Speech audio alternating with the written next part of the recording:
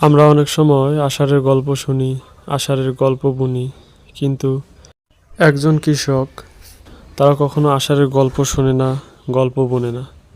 তারা আষাঢ়ে স্বপ্ন বোনে।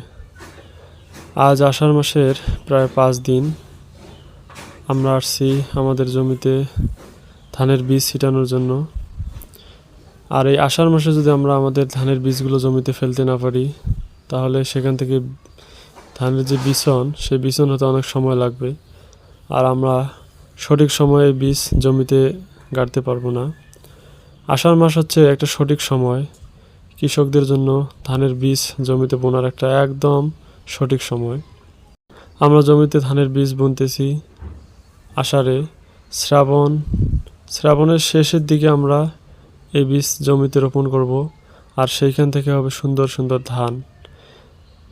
সেখান থেকে ধান হবে এবং ভালো ফলন হবে। সেটাই হচ্ছে আমাদের স্বপ্ন, সেটাই হচ্ছে আমাদের গল্প। কিন্তু আমরা অনেক সময় যে আষাঢ়ের গল্প শুনে থাকি, সেটা কৃষকরা কখনো শোনে না। কৃষকরা শুধু আষাঢ়ের গল্প বোনে, আষাঢ়ের গল্প বুনতে জানে। আপনার কাছে কি মনে হয়?